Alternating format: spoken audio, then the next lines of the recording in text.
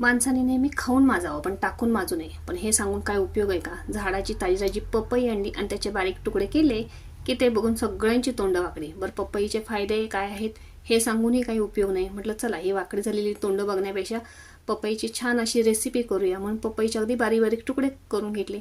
ते एका ताटात मॅशरने मॅश करून घेतले. पुन्हा कढईमध्ये 2 चमचे तूप घातलं. त्याच्यामध्ये हे मॅश केलेले तुकडे घातले. 1 वाटी गूळ घातला. चवीनुसार थोडंसं मीठ घातलं आणि हे पुन्हा एकदा परतून घेतलं आणि छान शिजलं की परत मॅशरने मॅश करून घेतलं. पुन्हा ताटामध्ये हे पपईचं सगळा पल्प काढून घेतला. त्याच्यामध्ये 1 चमचा वेलची पूड घातली. पुन्हा त्याच्यात थोडं थोडं करून गव्हाचं पीठ मळून घेतलं. त्या पिठामधला एक मोठा गोळा घेतला.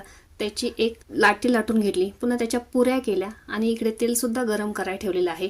आता त्या तेलामध्ये आपण ह्या पुऱ्या सोडूया आणि छान अशा मध्यम आचेवरती तळून घेऊया. पुऱ्या आपल्या कशा टम्म फुगलेल्या आहेत बघा.